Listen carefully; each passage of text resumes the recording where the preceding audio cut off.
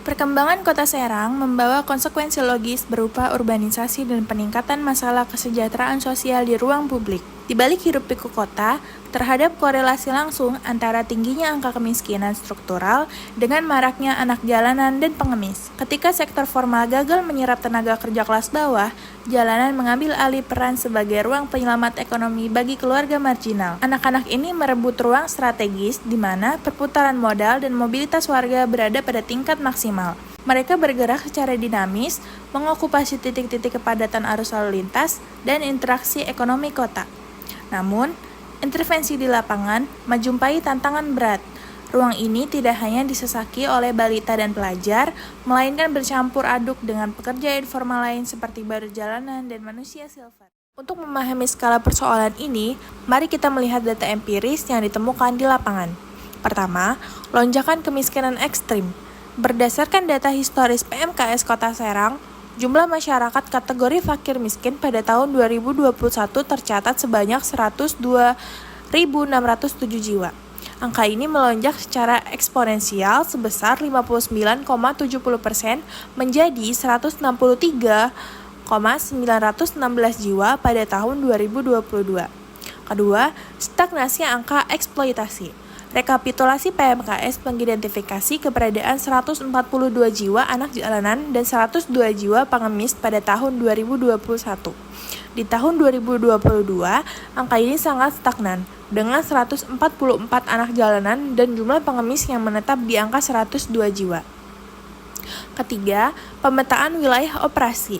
Taktik adaptasi spasial mereka tersebar merata di jalan protokol dan simbol keramaian.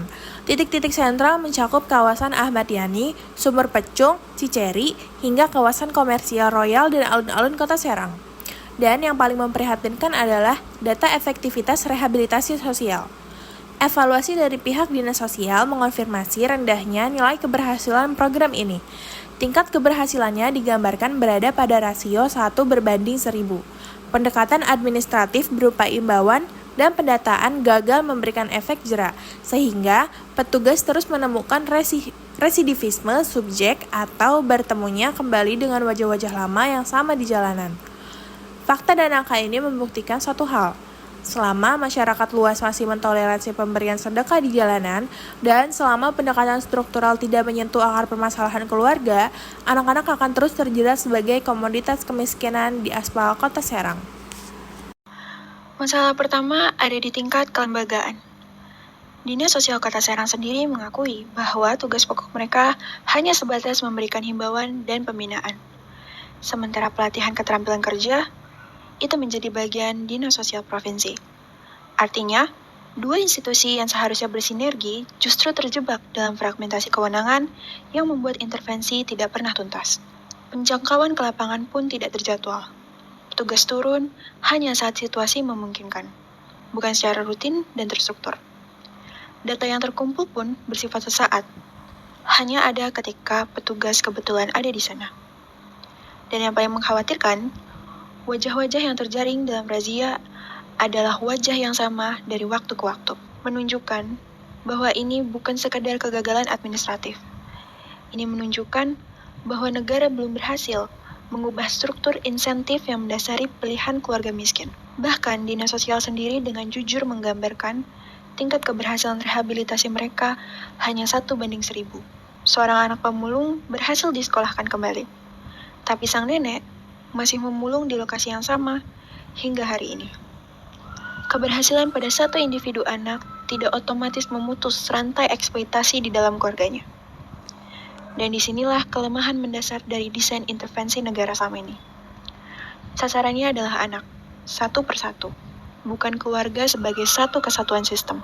Di sisi lain, ada tembok yang tidak kalah tebal, resistensi sosial. Resistensi pertama yang datang dari keluarga yang dijangkau di jalanan. Ketika ditanya apakah banyak yang menolak di data, narasumber menjawab singkat, banyak. Keluarga dan anak yang dijangkau kerap menolak pendataan karena merasa prosesnya terus berulang tanpa ada hasil yang nyata. Mereka juga sudah mengerti bahwa mengemis ini dilarang, sehingga pendataan bukan lagi dilihat sebagai bentuk bantuan, tetapi sebagai ancaman. Resistensi kedua datang dari keluarga yang menolak anak yang dikembalikan ke sekolah. Narasumber pendamping menjelaskannya dengan sangat gamblang. Apakah langsung disetujui oleh keluarganya? Itu tidak. Karena ketika anaknya sekolah, otomatis anak ini tidak menghasilkan uang, karena mereka tulang punggung keluarganya. Di sini terlihat sangat jelas, anak bukan hanya anggota keluarga, tetapi mereka menjadi sumber nafkah. Anak adalah komoditas. Jadi kalau misalnya berdasarkan hasil penelitian, fenomena anak pengemis di Kota Serang ini tuh bisa dipahami sebagai persoalan kemiskinan biasa gitu. Tapi kalau misalnya dari perspektif ekonomi politik Marsian, fenomena ini tuh nunjukin kalau misalnya ada proses komodifikasi anak, yaitu perubahan posisi anak dari individu yang seharusnya memperoleh perlindungan dan pendidikan menjadi instrumen ekonomi yang dimanfaatkan buat menghasilkan pendapatan bagi keluarga. Nah, berdasarkan hasil lapangan, ini tuh nunjukin kalau misalnya kemiskinan struktural itu menjadi salah satu faktor utama yang mendorong keluarga buat melibatkan anak dalam aktivitas mengemis. Nah, ketika aksesnya terhadap pekerjaan formal itu terbatas dan kebutuhan ekonominya semakin mendesak, nah keluarga ini tuh berupaya mencari berbagai strategi buat mereka itu bertahan hidup. Nah, di dalam kondisi tersebut, anak ini tuh dianggap punya nilai ekonomi yang cukup tinggi dibandingkan dengan orang dewasa karena mereka tuh mampu membangkitkan rasa iba dan juga rasa empati dari masyarakat.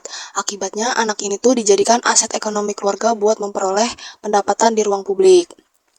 Terus, fenomena ini juga bisa dianalisis melalui konsep shadow economy atau ekonomi bayangan, yang dimana aktivitas mengemis yang melibatkan anak ini tuh menghasilkan pendapatan yang nyata, tetapi berlangsung di luar mekanisme ekonomi formal dan juga sulit diawasi oleh negara.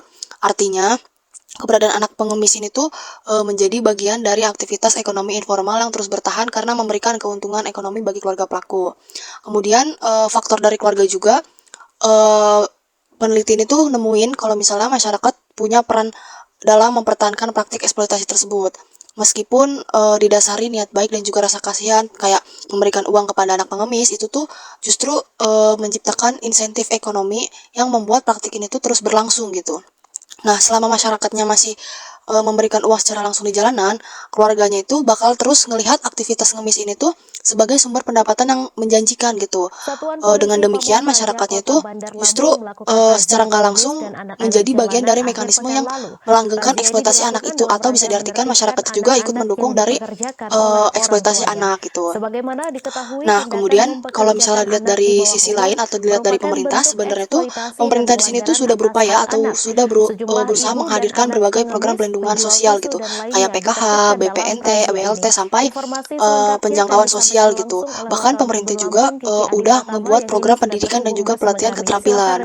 Tapi efektivitas program-program ini tuh justru masih terbatas gitu, karena masih banyak ditemukan gitu anak-anak yang sama dalam berbagai operasi penertiban gitu, seperti adanya penolakan dari keluarga ketika anaknya itu diarahkan kembali ke sekolah karena orang tuanya ini menganggap bisa mengurangi pendapatan keluarga gitu. Nah, kondisi ini tuh nunjukin kalau misalnya intervensi dari negara itu atau dari pemerintah itu belum mampu buat menyentuh akar persoalan yang sifatnya itu struktural. Nah, intinya analisis ini tuh negasin kalau misalnya eksploitasi anak di Kota Serang tuh merupakan hasil dari hubungan yang saling berkaitan antara kemiskinan struktural, terus keberadaan shadow ekonomi, lemahnya efektivitas perlindungan sosial, sampai rendahnya kesadaran masyarakat. Selama faktor-faktor ini masih belum bisa ditangani secara menyeluruh, anak-anak ini tuh bakal terus ada di posisi sebagai komoditas ekonomi dan juga praktik eksploitasi. Dan praktik eksploitasi anak ini tuh bakal sulit dihentikan secara permanen gitu. Solusinya itu yang dibutuhin sekarang tuh bukan cuma penertiban di jalanan, tapi juga penguatan ekonomi keluarga, terus peningkatan efektivitas kebijakan sosial, penegakan regulasi, sampai perubahan perilaku masyarakatnya dalam memberikan bantuan kepada kelompok rentan. Berdasarkan hasil penelitian, penanganan eksploitasi anak dalam praktik mengemis tidak dapat dilakukan hanya melalui razia atau penertiban di ruang publik. Langkah tersebut mungkin mampu mengurangi jumlah pengemis anak untuk sementara waktu, tetapi belum menyentuh akar permasalahan yang sebenarnya, yaitu kemiskinan dan keterbatasan akses ekonomi yang dialami keluarga. Oleh karena itu, pemerintah perlu memperkuat program pemberdayaan ekonomi bagi keluarga miskin melalui pelatihan keterampilan, bantuan modal usaha, serta keperluan kesempatan kerja. Dengan adanya sumber penghasilan yang lebih stabil, keluarga tidak lagi bergantung pada aktivitas mengemis sebagai strategi bertahan hidup.